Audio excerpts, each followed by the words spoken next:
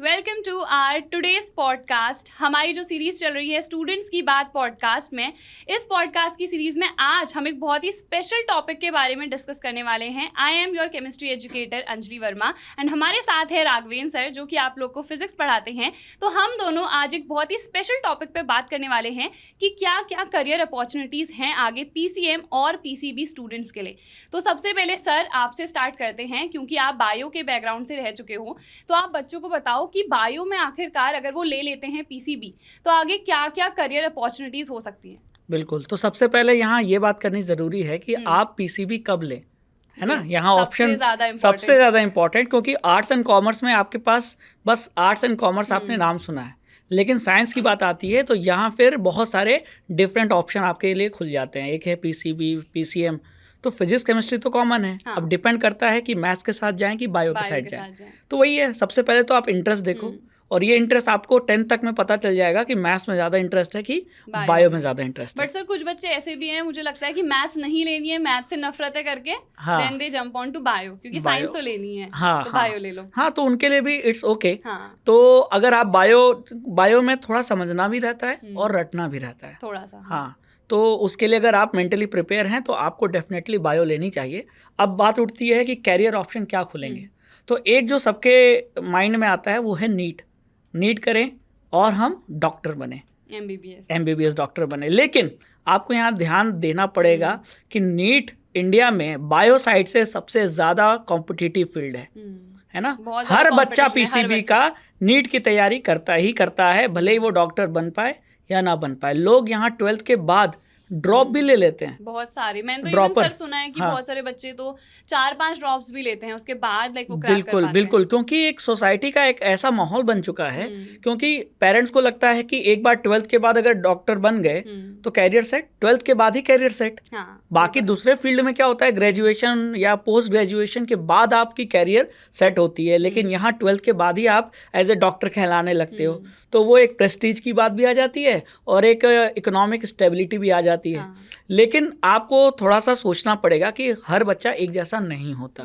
तो यहाँ पेरेंट्स को थोड़ा सा बच्चे के हिसाब से मोल्ड होना पड़ेगा।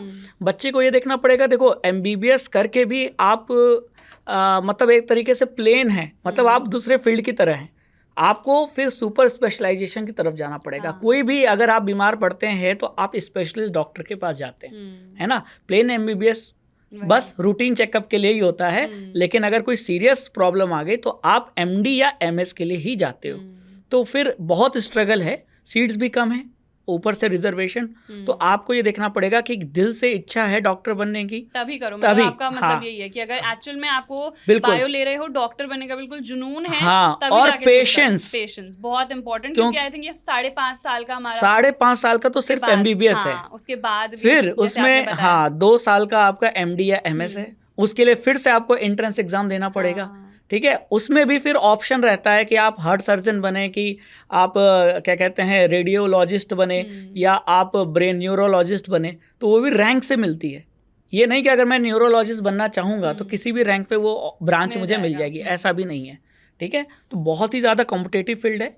तो आप सोच समझ के, अगर आपके जैसे अक्सर होता है कि मम्मी पापा डॉक्टर हैं तो बच्चे को वो माहौल शुरू से मिलता है डॉक्टर बनने का, तो इट्स ओके, हाँ ठीक है। लेकिन फोर्सफुली नहीं जाने का। एक सिंपल सा बच्चों को मैं यहाँ आप लोगों को यही कहना चाहूँगा कि फोर्सफुली इस स्ट्रीम में मत एंटर कीजिए, क्योंकि सर मतलब वही है, क्योंकि उसके बाद पेशेंस मैंने क्यों बोला, आप सही बोल रही थी, पेशेंस बहुत ज़रूरी है। 5.5 साल एमबीबीएस है ना, मतलब मान के चलिए 10-15 साल लग जाता है एक डॉक्टर बनने में है ना, जिससे हम जाके एक्चुअल में चेकअप करा सके, जिन पे हम रिलाई कर सके कि ये सही ही चेकअप है। और अच्छे पैसा कमाने में एक अच्छा डॉक्टर बनने में 10-15 साल लग जाता है, तो आप तो 30 क्रॉस ही हो जाएंगे, है ना। तो मतलब पेशेंस बहुत जरूरी है, सबसे ज्यादा इम्पोर्टेंट। बहुत पढ़ना पड़ता है, बहुत पढ़ना पड़ता है। इतनी मोटी मोटी बुक पढ़नी पड़ती है। इंजीनियर्स को अगर कंपेयर करें तो इंजीनियर्स तो बुक कम पढ़ते हैं, दिमाग ज्यादा लगाते हैं, लेकिन यहाँ आपको बुक भी पढ़नी, नॉलेज भी इम्पोर्टेंट है, नॉलेज, एक्सपीरियंस, है ना। आप जब एमबीबीएस में होंगे तभी आपको हॉस्पिटल में एंटर करा दिया जाएगा कि आप सीनियर डॉक्टर के बगल में आप उनसे सीखे, पेशेंट को देखें, यहाँ तक कि आपको डेड बॉडी देखनी पड़ेगी। तो ये सब चीजें आई थिंक वो दिल में वो होना चाहिए हाँ ना? अगर दिल से नहीं होगा, क्योंकि अक्सर क्या होता है कि मान लो कोई जैसे मेरा एक दोस्त था और वो जब डॉक्टर उसने MBBS कर रहा था तो वो सीनियर डॉक्टर के साथ था और सीनियर डॉक्टर के सामने एक बॉडी आई और वो एक लड़की की थी जो कि जहर खा के मर गया था और उसको हो गए थे 2 दिन। तो जब वो बॉडी का पोस्टमार्टम हो रहा था तो जब पेट फाड़ा गया तो अंदर जहर और स्मेल बुरा कर रहा था। तो जब वो पेट फाड़ा गया तो काफ़ी लड़कियां भी उसके साथ थी जो जूनियर डॉक्टर थी, वो बेहोश हो गई। तो ये एक बहुत ही हार्ड फील है और लेकिन ये होता है कि हाँ प्रेस्टीज बहुत ज़्यादा है। एंड इवन सर प्रेस्टीज तो है ही, मुझे लगता है कि इसके साथ साथ ना एक बहुत ही रिस्पेक्टफुल जॉब है, क्योंकि मतलब जैसे भगवान का दर्जा दिया गया है डॉक्टर्स को, क्योंकि वो जाने इतनी बचा रहे हैं, इतनी सेव कर रहे हैं। तो देखो बच्चों, अगर इंटरेस्ट है तो सर ने बिल्कुल सही कहा कि एक तो पेशेंस भी आप लोग को चाहिए, इंटरेस्ट चाहिए, इसके अलावा अगर आप रेडी हो वो चीज़ें करने के लिए, जैसे सर आपने अभी ऐसी बातें बताई, बिल्कुल गूज़बम्स आ रहे हैं सुनते ही। तो अगर आप रेडी हो तब तो डेफिनेटली करो, बट सिर्फ ये नहीं है कि सिर्फ नीट ही ऑप्शन है।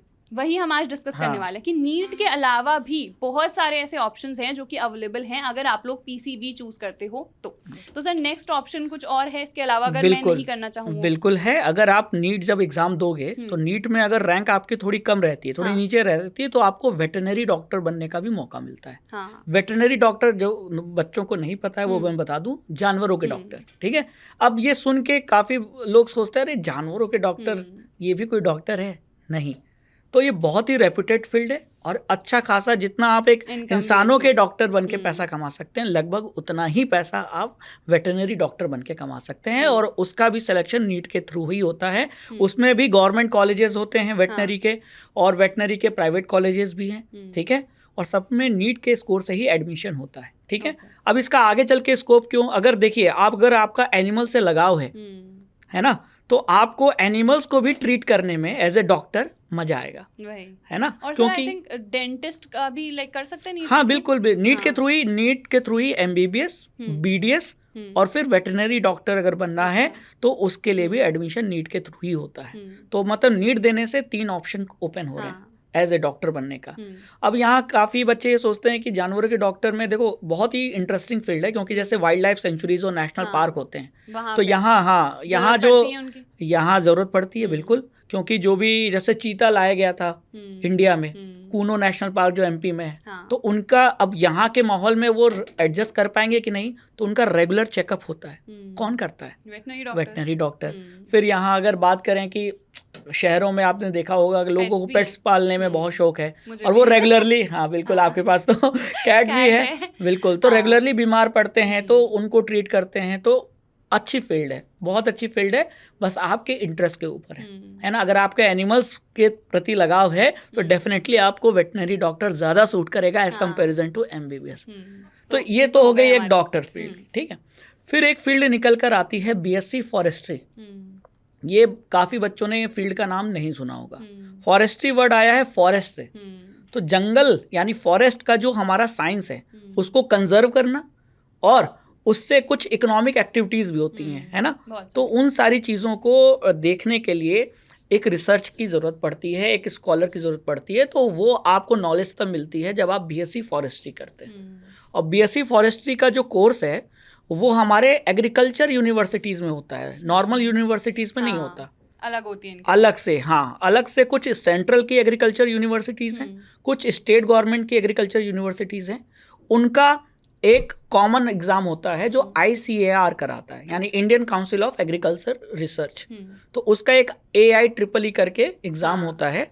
ठीक है, उस एग्जाम के थ्रू अगर आपने क्या कहते हैं फॉर्म भरा है तो BSc फॉरेस्ट्री और उसी यूनिवर्सिटीज़ में BSc एग्रीकल्चर यानी BSc AG जिसे बोलते हैं, है ना। तो ये 2 कैरियर अपॉर्चुनिटीज़ बहुत बढ़िया हैं। अब BSc फॉरेस्ट्री में अगर आप बात करें तो BSc फॉरेस्ट्री अगर आपका ग्रेजुएशन हो गया तो आप इंडियन फॉरेस्ट सर्विस, जो कि एक UPSC के लेवल का ही एग्ज़ाम है, वो आप दे सकते हैं। और अगर उसको देने के बाद आप एज ए असिस्टेंट कंजर्वेटर, या आपने DFO का नाम सुना होगा, वो आप बनकर अपने national park, wild life sanctuaries जो कि गवर्नमेंट के अंडर आती है, उनको प्रोटेक्ट करने का काम आपको दिया जाएगा। तो ये तो मतलब बहुत ही अच्छी जॉब्स हैं, बहुत अच्छी फील्ड है, रेप्यूटेड भी है at the same time. Like अगर बच्चे इनकम के सोर्स से देख रहे हैं कि कितना होगा, तो आई थिंक उसमें भी काफी ज्यादा है। बिल्कुल। इसके अलावा सर फार्मासिस्ट वगैरह भी आई थिंक बच्चे कर सकते हैं। बिल्कुल। बी फार्मा, एम फार्मा भी बहुत अच्छी फील्ड है। और बहुत सारी आपने देखा होगा कि हमारी डेली नीड्स में बहुत सारी फार्मा इंडस्ट्री का हम प्रोडक्ट यूज करते हैं। यहाँ तक कि हमारे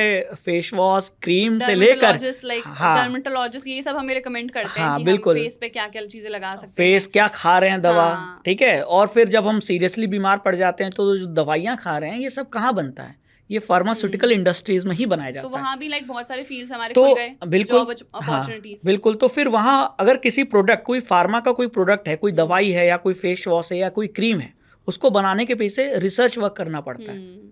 और ड्रग जिसे हम दवाइयाँ कहते हैं उसको समझना पड़ता है। और ये रिसर्च का काम कौन करता है? B pharma.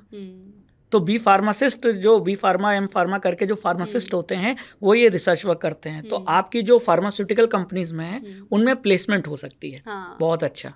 और साथ ही साथ आप मेडिकल शॉप खोलना चाहते हो तो आप मेडिकल शॉप्स में आई थिंक बहुत ज्यादा है, क्योंकि लाइक मैंने जब देखा है नैनीताल में, तो जिन्होंने भी न्यू ऐसी शॉप्स खोली जहाँ पे हर एक चीज अवेलेबल है, तो उनका बहुत ज्यादा अच्छा चल रहा है लाइक उनकी शॉप्स, बिकॉज उनकी नॉलेज भी है। वो लाइक एक तो बिहेवियर भी काफी मैटर करता है शॉप्स वगैरह में, बट नॉलेज सबसे ज्यादा ऊपर हम प्रायोरिटी पे रखते हैं। तो ये चीजें आई फील ये भी कर सकते हैं। और सर अभी बात कर रहे थे तो मेरे दिमाग में ना एक सडनली आया एक टर्म, आई थिंक क्या कहते हैं, लाइक न्यूट्रिशन से रिलेटेड जो लोग बताते हैं ना। बिल्कुल, फूड स्पेशलिस्ट कह लो या न्यूट्रिशनिस्ट कह लो। तो लाइक वो लोग भी हमें बताते हैं लाइक डाइट स्पेसिफिक हमारी क्या होनी चाहिए, डाइट प्लान। आपने देखा होगा जो हमारे स्पोर्ट्स पर्सन होते हैं जो क्रिकेट या फुटबॉल खेलते हैं, उनकी डाइट बहुत ही एकदम फिक्स होती है और बहुत यूनिक होती है, क्योंकि उनको एनर्जी बहुत ज़्यादा डिमांड करती है उनकी बॉडी।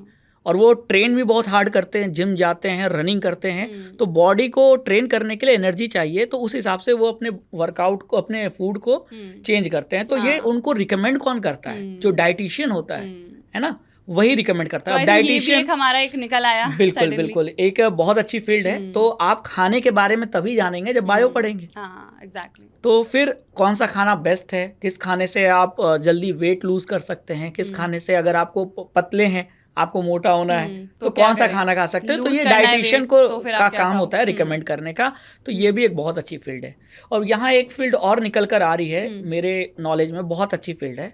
अगर आप रिसर्च करना चाहते हो बायो में, ठीक है, तो बायोटेक्नोलॉजी बहुत अच्छी फील्ड है, जिसमें बीटेक बायोटेक्नोलॉजी भी होता है और बीएससी बायोटेक्नोलॉजी भी होता है।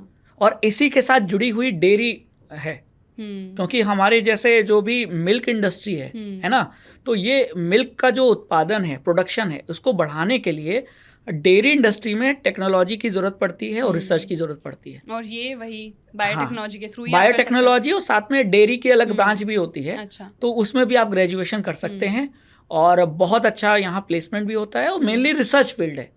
और इंडिया में अभी स्टार्टिंग एरा में है ये बायोटेक्नोलॉजी। आप इसमें फ्यूचर मतलब फॉरेन में जाकर बहुत अच्छा स्कोप बना सकते हैं और फिर आप रिटर्न होंगे इंडिया में, तो इंडिया में तब तक और स्कोप बढ़ जाएगा। तो डेफिनेटली बायोटेक्नोलॉजी भी बहुत अच्छी फील्ड है। तो मतलब ये सारे फील्ड्स जो है मतलब बायो में तो काफी इंटरेस्टिंग से लग रहे हैं। बिल्कुल। बट यही है कि सर जितने भी फील्ड्स मैंने सुने ना, कि आपको बहुत ज्यादा मतलब टाइम इन्वेस्ट करना पड़ेगा, इन्वेस्ट करना आपको पढ़ाई इसमें कंटिन्यूअसली करते रहनी है, रेगुलरली। बिल्कुल। कोई भी नई चीज आ रही है, कोई भी नया ड्रग आ रहा है ना, तो उसके बारे में रिसर्च करना जैसे पड़ेगा। अभी रिसेंटली नहीं, मतलब टाइम हो गया, कोरोना वायरस जब आया था, तो वैक्सीन वगैरह जिन्होंने बनाई है ना, तो इस चीज में मतलब कंटिन्यूअस लर्निंग है कि हमें कंटिन्यूअसली पढ़ते रहना है, नई चीजें सीखनी है। तो अगर बच्चों आपको इंटरेस्ट है तब तो definitely go with PCB. But बहुत बच्चे अब सुन के ऐसे सोच रहे होंगे कि हमारे अंदर ना पेशेंस नहीं है। मुझे ऐसा लग रहा है बच्चे जरूर सोच रहे होंगे उनको जल्दी जॉब चाहिए, जल्दी सेट होना है। पीसीएम भी चूज कर सकते हो, बिकॉज पीसीएम में ना बहुत वाइड अपॉर्चुनिटीज हैं। और एक और चीज before moving on to the exact opportunities जो पीसीएम में है, सर हम लोगों ने जैसे स्टार्टिंग में ही डिस्कस करा कि पीसीएम और पीसीबी अगर कोई भी बच्चा ले रहा है ना, तो उनके पास सारी अपॉर्चुनिटीज खुल जाती हैं। बिल्कुल। कॉमर्स भी आप इवन अगर 11th 12th में आपने पीसीएम या पीसीबी लिया है तो आप स्विच भी कर सकते हो।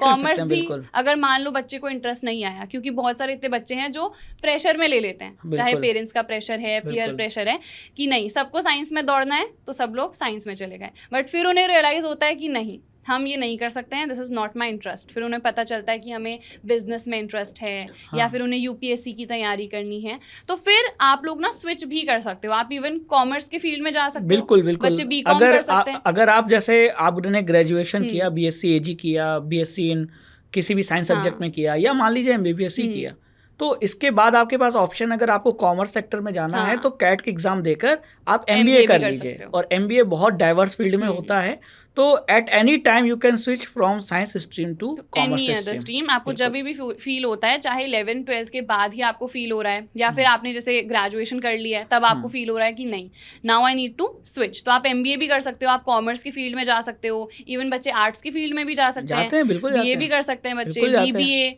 इतने सारे कोर्सेज अवेलेबल है ना। तो इसीलिए जो साइंस है ना, साइंस बच्चे मेनली मुझे लगता है इसलिए लेते हैं क्योंकि उसके बाद वाइड फ्लेक्सिबल बहुत है, बहुत ज्यादा फ्लेक्सिबल है कि आप चाहो तो इजीली स्विच कर सकते हो। बिल्कुल। अब कॉमर्स का बच्चा साइंस में नहीं आएगा, लेकिन साइंस का बच्चा कॉमर्स में भी जा सकता है, आर्ट्स में भी जा सकता है। ये सबसे बड़ा प्लस पॉइंट है साइंस स्ट्रीम के साथ। तो अंजलि मैम, यहाँ बायो की बात हो गई और काफ़ी मतलब ऐसे कैरियर अपॉर्चुनिटीज़ के बारे में हमने डिस्कस किया और बच्चों को बताया जो उनको शायद नहीं पता होगी। हाँ, नहीं बहुत सारे टर्म्स तो मेरे ही नहीं थे। और यहाँ एक जैसे बीएससी एजी के बारे में बात हुई तो मुझे याद आया कि जैसे बैंक में एग्रीकल्चर फील्ड ऑफिसर होते हैं, जिनको एग्रीकल्चर सेक्टर में लोन देना होता है, जस्ट लाइक पीओ, तो उसका एग्जाम भी होता है, तो वो केवल बीएससी एजी वाले ही अप्लाई कर सकते हैं। अच्छा, तो ये भी बैंक में जाने का एक ऑप्शन है।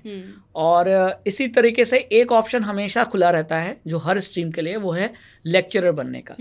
ठीक है, आप बीएससी कीजिए, आप एमएससी कीजिए, आप नेट का एग्जाम दीजिए, फिर किसी यूनिवर्सिटी में पीएचडी कीजिए, और फिर आप डिफरेंट यूनिवर्सिटीज़ में पीएचडी ओवर होने के बाद अप्लाई कर सकते हैं लेक्चरर के लिए। तो वो भी एक है, आप चाहो तो जूलॉजी में पीएचडी कर लो, बॉटनी में कर लो, फॉरेस्ट्री में कर लो, एग्रीकल्चर में कर लो, कॉमन है बिल्कुल। इवन मैथ्स वाले बच्चे भी यही कर सकते हैं। अगर कोई भी मैथ्स वाला बच्चा है, उसको बैचलर्स करनी है तो बीएससी कर सकता है सिंपली।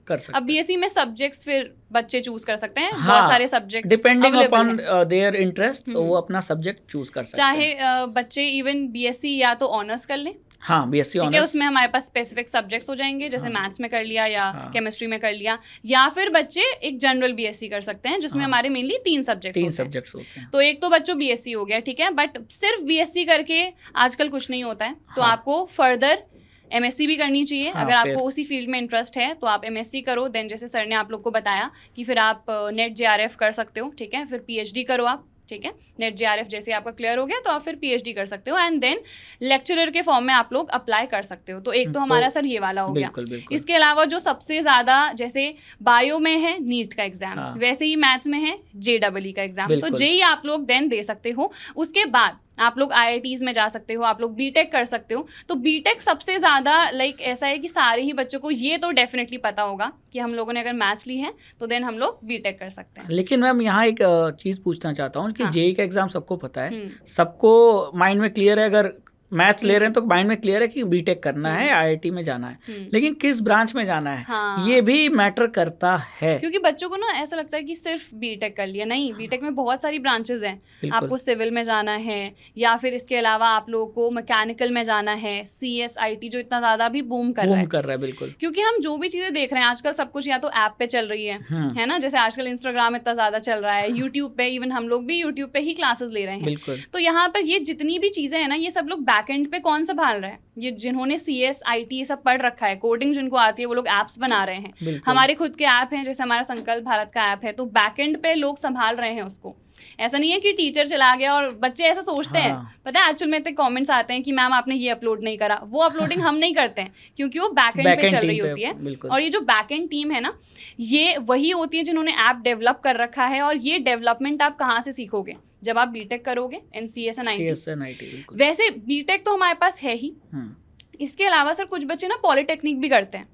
बट इसमें एक डिफरेंस है, मैं बच्चों को ज़रूर बताना चाहूँगी। पॉलिटेक्निक जो भी बच्चे करते हैं ना, तो उनको सिर्फ डिप्लोमा मिलता है, डिग्री नहीं मिलती। और उसके बाद कई बच्चे होते हैं ना जिनको पॉलिटेक्निक के बाद उस फील्ड में जाना नहीं होता है, वो सोचते हैं कि कोई गवर्नमेंट एग्जाम में अप्लाई कर दें, ऐसा वैसा, बट फिर वो ग्रेजुएट नहीं कहलाएंगे। वो ग्रेजुएट नहीं है, उनके पास डिग्री नहीं है, तो ऑब्वियसली जो भी हमारे एग्जाम्स होते हैं ना, उनमें वो अप्लाई नहीं कर पाएंगे। मतलब ऐसे कोई भी एग्जाम जिसमें ग्रेजुएशन डिग्री मांग रहा है, कंपलसरी है, हाँ, उसमें अप्लाई नहीं कर पाएंगे, भले ही वो भी 3 साल का है। जैसे बीएससी की हमारी डिग्री है वो भी 3 साल की है, और जो डिप्लोमा बच्चे कर रहे हैं पॉलिटेक्निक के थ्रू वो भी 3 साल का है, बट वो ग्रेजुएट नहीं कहलाएंगे, जबकि ये बीएससी वाला बच्चा ग्रेजुएट कहलाएगा। तो मतलब उनको फिर से कोई ग्रेजुएशन का कोर्स करना पड़ेगा अगर उन्हें अप्लाई करना है फर्दर। वैसे तो 12th पास के लिए भी बहुत सारे गवर्नमेंट एग्जाम्स आते हैं, जैसे हम लोग को पता है, बट स्पेसिफिकली जिसमें ग्रेजुएशन मांगी गई है तो उसके लिए तो बच्चे को ग्रेजुएट होना जरूरी है। तो फिर बच्चों आप लोग अप्लाई नहीं कर पाओगे, तो ये सारे फैक्टर्स भी आप लोग कंसिडर करना। तो वैसे तो हमारे पास है पॉलिटेक्निक भी अच्छा ऑप्शन। बहुत सारे बच्चे पॉलिटेक्निक करते हैं आफ्टर क्लास 10th ही, क्योंकि ऑप्शन अवेलेबल होता है, but I would not suggest that आप लोग पहले 11th 12th करो, उसके बाद आप कर सकते हो। बट बहुत बच्चे ऐसे भी हैं जो पॉली करने के बाद भी बीटेक करते होंगे, बिल्कुल। हाँ। तो फिर उसमें क्या होता है ना, मुझे ऐसा आई थिंक मुझे यहाँ लगता है कि रूरल बैकग्राउंड के जो बच्चे होते हैं, जो 11th 12th में जो पीसीएम ले रहे हैं, वो कहीं ना कहीं अगर जब देखते हैं कि उतना फाइनेंशियल उतने स्ट्रांग नहीं है कि बीटेक कर सके, तो वो पॉलिटेक्निक की तरफ अपने आप को ले जाते हैं, और आईटीआई जो कॉलेजेस होते हैं उनके थ्रू वो पॉलिटेक्निक करते हैं। लेकिन अगर आप कैपेबल हो तो definitely you should go with BTech और बीई। और सर बहुत ऐसे बीच में ना ऐसे बहुत फैला था कि हर कोई बीटेक कर रहा है, बीटेक में अब सैचुरेशन आ गया है और वैकेंसीज नहीं है, जॉब नहीं मिल रही है। मुझे लगता है ना ये सिर्फ इसलिए है क्योंकि बच्चे पढ़ते नहीं हैं।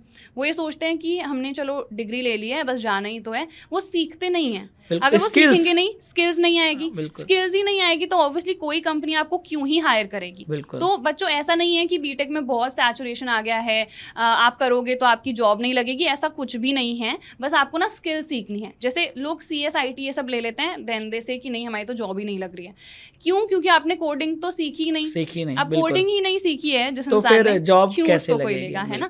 तो यही मेन चीज़ है कि आप किसी भी फील्ड में करो, मेन स्किल्स पे अपना फोकस करते रहो। इवन अगर हम बायो की भी बात करें सर, उसमें प्रैक्टिकल वर्क बहुत ज्यादा है, बहुत ज्यादा तो है ही, लैब में तो रिसर्च ही करना है, पूरा लैब में आपका जीवन बीतेगा, तो बहुत ज्यादा है। और आजकल का जो भी अगर आप इकोनॉमी देखो तो एक स्टूडेंट को ग्रेजुएट मतलब डिग्री के साथ साथ स्किल सेट भी आना जरूरी है। अगर उसके अंदर स्किल्स नहीं है तो कहीं ना कहीं उसको प्रमोशन में या हाइक में, फी हाइक में जो भी है वो कहीं ना कहीं नुकसान होगा। तो एक बात तो मैम क्लियर हो गई कि पीसीएम वाले बच्चे के पास इंजीनियरिंग एक बहुत बेस्ट फील्ड है, लेकिन इसके अलावा क्या बच्चे सर यहाँ बहुत तो सारे ब्लैंक हो जाते हैं बच्चे। हाँ, यहाँ पर मुझे बहुत सारे बच्चे ऐसे पता हैं जिनको ना आर्मी में, नेवी में, एयरफोर्स में, इन सब में जाना होता है। तो बच्चों आप लोग ना एनडीए की प्रिपरेशन कर सकते हो, दैट इज़ रियली गुड। बहुत सारे बच्चे करते भी हैं, बहुत सारे बच्चों को पता भी है, बट इसमें एज लिमिट भी होती है, तो आपको वो चीज़ ध्यान रखनी पड़ेगी कि एज लिमिट आप लोग डेफिनेटली चेक कर लो जिस भी साल आप लोग अप्लाई कर रहे हो। एनडीए एक बहुत ही बढ़िया एग्जाम है, बिल्कुल है ना, एंड बच्चे उसमें अप्लाई कर सकते हैं। एनडीए के थ्रू आप लोग ऑब्वियसली आर्मी ऑफिसर्स बन सकते हो, है ना, आप आर्मी में एंट्री ले सकते हो, आप लोग चाहो तो एयरफोर्स में भी ले सकते हो। इवन मेरा एक फ्रेंड था, जब हम लोग बैचलर्स में जस्ट एंटर हुए थे, we were in first year, I guess, yes first year में हम लोग थे, तो उसकी जॉब भी लग गई थी, वो चला गया था देन अपनी ट्रेनिंग के लिए। लाइक फर्स्ट ईयर हमारा चल रहा था, हाफ सेमेस्टर हुआ था आई गेस, तो वो सीधे चला गया, एंड अभी भी लाइक वो स्टोरीज वगैरह पोस्ट करता है तो मैं देखती भी हूँ। इट फील्स रियली गुड, क्योंकि वो लाइक वो नेवी में है, तो वीडियोस वगैरह डालता है, सब कुछ पोस्ट करता है। इट रियली फील्स गुड कि यार लोग इतना इन फील्ड्स में भी जा रहे हैं, उनको नॉलेज है, बिकॉज मुझे नहीं पता था ऑनेस्टली उस टाइम पे कि ऐसा भी होता है। खैर उस टाइम पे तो लड़कियों के लिए था भी नहीं वो अवेलेबल, अब तो लड़कियों के लिए भी हो गया है। लड़कियों के लिए भी अवेलेबल है, तो जो भी लड़कियों को इंटरेस्ट है, बिल्कुल यहाँ मैं चाहूंगा कि लड़कियों अगर आपको इंटरेस्ट है तो डिफेंस सेक्टर में, तो आप एनडीए का एग्जाम जरूर दो। और मैम यहाँ एक चीज़ क्लियर करना बहुत ज़रूरी है कि एनडीए के थ्रू आपको आर्मी, नेवी और एयरफोर्स तीनों में ऑफिसर बनने का मौका मिलेगा, लेकिन आर्मी के लिए आपके पास मैथ्स होना जरूरी नहीं है, लेकिन एयरफोर्स और नेवी के लिए मैथ्स होना जरूरी है along with physics and chemistry. तो वो आपके इंटरेस्ट पे डिपेंड करता है, ठीक है। अगर आप मैथ्स ले रहे हो, आपकी मैथ्स है, तब तो तीनों ही ऑप्शंस खुले हो गए। बट अगर आपको स्पेसिफिकली आपके पास मैथ्स नहीं है, आर्मी में जाना है, ठीक है, तो वो पॉसिबल है, बट बाकी दोनों के लिए वो पॉसिबल नहीं है। तो ये चीज़ आप लोग को जरूर देखनी है। एनडीए के अलावा मतलब मान लो आपका क्रैक नहीं हो पाया और एज लिमिट हमारी क्रॉस हो गई, तो आप लोग ग्रेजुएशन कर लो, ठीक है, जिस भी फील्ड में आपको करना है। ग्रेजुएशन ग्रेजुएशन के बाद आप लोग CDS के थ्रू भी देन एंटर कर सकते हो। जैसे मेरा एक फ्रेंड था, उसका क्लियर नहीं हुआ उस टाइम पे, तो उसने पूरी ग्रेजुएशन कंप्लीट कर ली, अब वो CDS की प्रिपरेशन कर रहा है। तो एक फ्रेंड तो पहले ही चला गया था, बट एक का नहीं हुआ, तो ऑब्वियसली देन उसने CDS के थ्रू अब एंट्री लेगा वो। और इसमें मैम एक चीज बताने वाली है कि जो बीटेक करते हैं, बीटेक वालों के लिए डायरेक्ट एंट्री होता है आर्मी, नेवी और एयरफोर्स में, ठीक है, उसको TGC एंट्री कहते हैं, टेक्निकल ग्रेजुएट कोर्स। वहाँ एग्जाम नहीं होता, तो फिर सिलेक्शन कैसे होता है? तो जो ग्रेजुएशन में बीटेक का जो मार्क्स है ना, उसके बेसिस पे कट ऑफ निकलती है और डायरेक्ट SSB के लिए बुलाया जाता है। और अगर आप NDA और CDS का एग्जाम देंगे तो पहले तो एक एग्जाम होगा रिटर्न, और उसको क्लियर करने के बाद फिर SSB होगी। लेकिन यहाँ केवल और केवल बीटेक वालों के लिए एक स्पेशल डायरेक्ट एंट्री है, जहाँ एग्जाम नहीं होता, उनके ग्रेजुएशन यानी बीटेक के मार्क्स के कट ऑफ के बेसिस पे उनको डायरेक्ट SSB के लिए एंट्री मिलती है। उसमें एक और एंट्री होती है, SSC टेक। हाँ, ये वाली तो TGC और SSC टेक, तो ये केवल बीटेक वालों को ही फायदा मिलता है। तो ये भी एक अपॉर्चुनिटी है कि अगर आप बीटेक कर रहे हैं तो और आप डिफेंस में जाना चाहते हैं, तो आप अपने बीटेक के उसमें आप 3rd ईयर या 4th ईयर में रहते हैं, तो आपको अप्लाई करना होता है। तो आप अप्लाई करके आप डिफेंस में जा सकते हैं। और सर बहुत सारे बच्चे ऐसे हैं ना जिनको इंटरेस्ट ही नहीं आएगा, उनको ऐसा फील होगा ना 11th-12th के बाद कि अब तो हमसे नहीं हो पाएगा। तो बच्चों, उनके लिए हम लोगों ने ऑलरेडी आप लोग को बता दिया है कि आप चाहो तो अपना जो फील्ड है वो स्विच भी कर सकते हो। जैसे सर ये लोग कॉमर्स की फील्ड्स में सारे जा सकते हैं, BCom कर सकते हैं, BBA कर सकते हैं, BBA के बाद MBA कर सकते हैं। इवन MBA भी ऐसा है कि आप नॉर्मल किसी भी चीज में बैचलर्स कर लो, आप इवन BSc अगर कर रहे हो तो देन यू कैन स्विच, आप फिर MBA भी कर सकते हो। तो ये सारे करियर अपॉर्चुनिटीज अवेलेबल हैं। There are a lot of things which are available, आपको एक्सप्लोर डेफिनेटली करना चाहिए। सिर्फ इतना ही नहीं है कि हमको बस ना बीटेक ही करना है, अगर इंटरेस्ट है तभी करो। अगेन जैसे हमने स्किल्स के बारे में बात करी, तो अगर बच्चों में सर स्किल्स है तब तो वो हर फील्ड में डेफिनेटली एस कर जाएंगे, बट अगर वो स्किल्स ही नहीं होंगी तो फिर हर फील्ड में ऐसा लगेगा उनको। हाँ, फिर बच्चे बाद में यही कहते हैं कि नहीं, इस फील्ड में तो कुछ नहीं रखा है, इसमें भी कुछ नहीं है ना, बट ये कह के कुछ नहीं होता है। इवन बहुत सारे बच्चे, आज मैं लाइव भी ले रही थी, तो देवर सेइंग कि हमें UPSC की प्रिपरेशन करनी है, तो हम क्या करें। तो अगर इनको स्पेसिफिकली सर UPSC की प्रिपरेशन करनी है, तो आपको क्या लगता है कि क्या इन्हें साइंस में एंटर करना चाहिए या फिर डायरेक्टली ह्यूमैनिटीज़? ऐसा तो कई बार होता है कि मुझसे भी एक बच्ची पूछ रही थी कि मैं UPSC करना चाहती हूँ, लेकिन एज ए बैकअप मुझे नीट देना है। तो UPSC के लिए तो वैसे बेस्ट साइड तो आर्ट साइड ही रहेगी, ह्यूमैनिटीज़।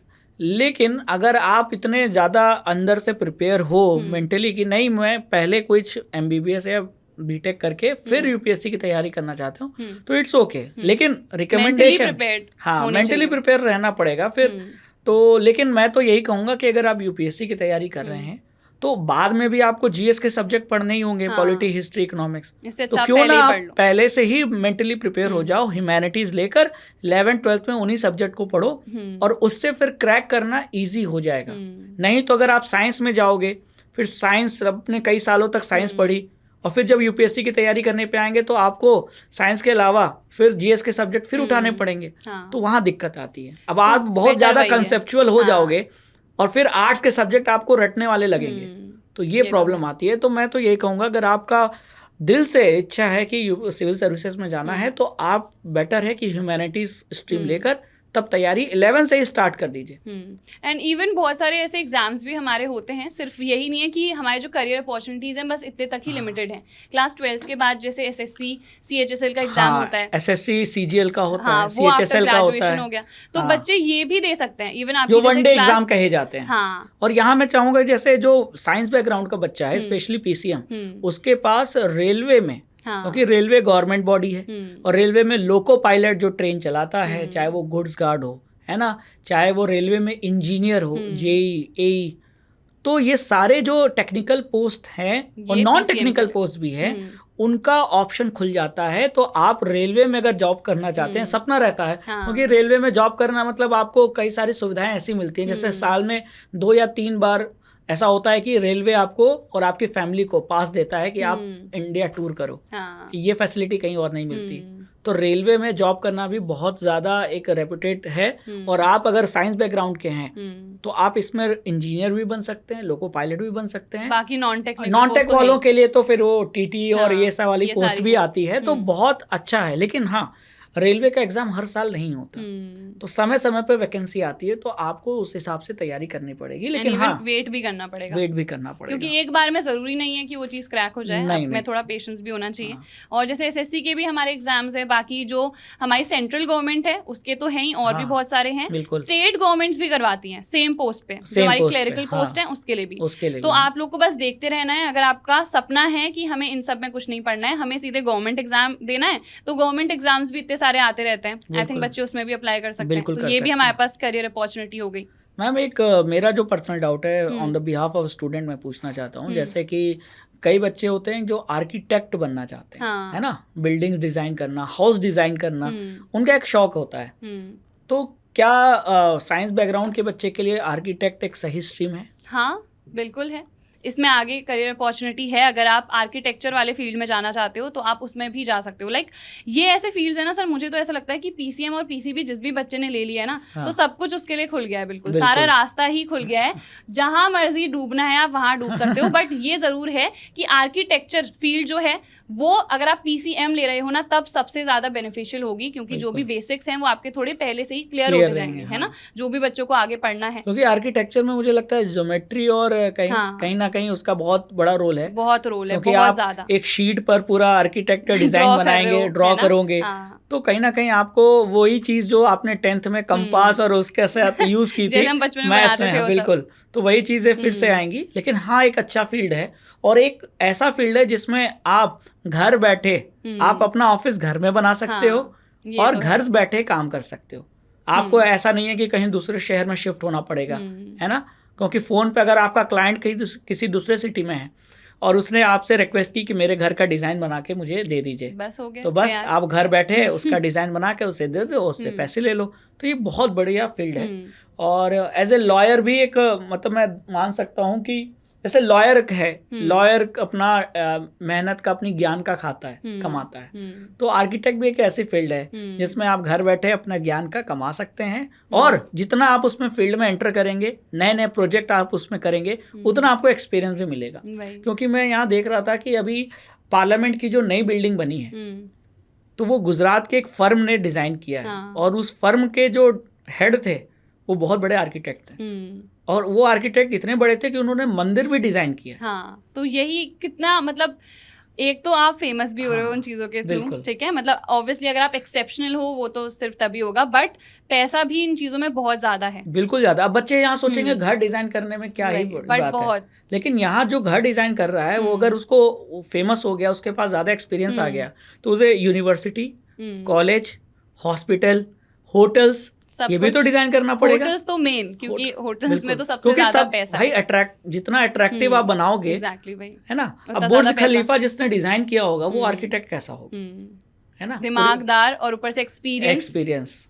तो कहने का मतलब ये है कि आर्किटेक्ट ये जो फील्ड है, ये भी बहुत अच्छी फील्ड है, और इसमें आपको सीखने को बहुत ज्यादा मिलेगा, अच्छा खासा पैसा है, और सबसे बड़ी बात कि आप घर बैठे कमा सकते हो। और मुझे अभी एक चीज और याद आई, जैसे ये तो कोई भी बच्चा कर सकता है किसी भी फील्ड से, वो फैशन डिजाइनिंग, बहुत सारे लोगों को इसमें इंटरेस्ट होता है, और आजकल आपको पता ही है फैशन में यहाँ तक कि फुटवेयर डिजाइनिंग भी आती है। बच्चों को सिर्फ लगता है कि कपड़े, फुटवेयर डिजाइनिंग भी आती है, लोग कोर्स करते हैं उसमें, और बहुत अच्छी फील्ड है। और आपको कंपनियां, जो भी फुटवेयर डिजाइन कंपनियां हैं, वो आपको हायर करेंगी, आपको अपने डिफरेंट प्रोडक्ट्स का डिजाइन बनवाएंगी, तो आपको पैसा मिलेगा। मतलब अच्छा फील्ड है, बहुत अच्छा फील्ड है, सारे अपॉर्चुनिटीज हैं, बस बच्चों को ये देखना है कि हमारा इंटरेस्ट कहाँ है। बिल्कुल बिल्कुल मैम, अगर जहाँ एक बार इंटरेस्ट लग गया तो फिर हर फील्ड में पैसा है, हर फील्ड में रेपुटेशन है, और हर फील्ड आपको प्रेस्टिजियस लगेगी, क्योंकि इंटरेस्ट है तभी जाके हम उस चीज में ना और ज्यादा डीपली सर्वे करते हैं, बिल्कुल, है ना। तो ऑब्वियसली हम अगर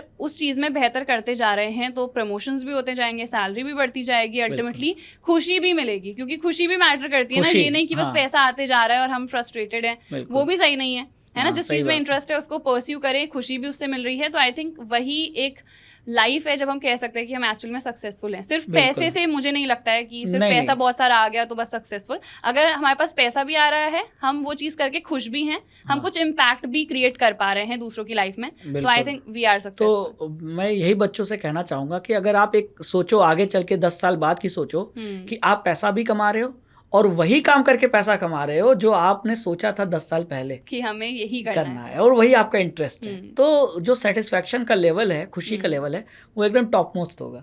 तो यहाँ बच्चों से यही कहना चाहूँगा कि अभी सिलेक्शन सही लो, स्ट्रीम सही सेलेक्ट करो, और कैरियर अपॉर्चुनिटीज़ के बारे में डिसीजन जल्दी ले लो, है ना, तो आगे चल के आप सुखी भी रहोगे, पैसा भी कमाओगे और घर वालों को भी खुश रखोगे। और सिर्फ यही नहीं कि सिर्फ हमने स्ट्रीम ही डिसाइड कर ली, क्योंकि बच्चे सोचते हैं कि चलो अभी ले ही लेते हैं फिर देखा जाएगा। मैं बच्चों से यही कहूंगी कि अभी अगर आप कोई भी स्ट्रीम चूज कर रहे हो ना, तो उसके बाद आप क्या करोगे वो भी पहले से सोच के सोचना पड़ेगा। बिल्कुल सही बात आपने कही, ये बहुत इंपॉर्टेंट है कि आपने अभी डिसाइड कर लिया। अगर मैं स्ट्रीम सेलेक्ट कर रहा हूँ तो क्यों, आगे चल के मैं क्या करूंगा इससे, ये सोच के अगर आप स्ट्रीम सेलेक्ट करोगे तो ज़्यादा बेटर रहेगा, ज़्यादा बेटर रहेगा। तो I think sir majority of the things we have covered. इसके अलावा कुछ भी आपको लगता है कि हमने छोड़ दिया है?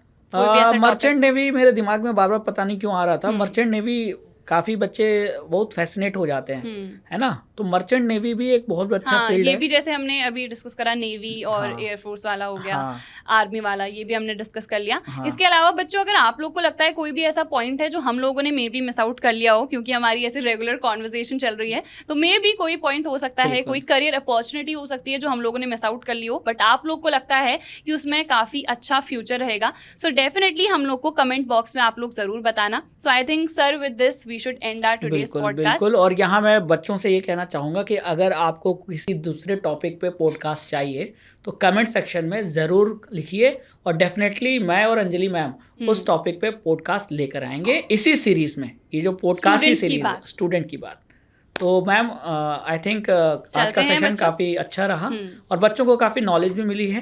तो इस सेशन को एंड करते हैं ये वादा करके कि नेक्स्ट पॉडकास्ट में जल्द ही मिलेंगे। Thank you so much. और बच्चों, जो हमारी ये सीरीज चल रही है ना, इसको अपने फ्रेंड्स के साथ आप लोग ज़रूर शेयर करना, क्योंकि बहुत सारे इंटरेस्टिंग और अमेजिंग टॉपिक्स हम लोग लेके आने वाले हैं।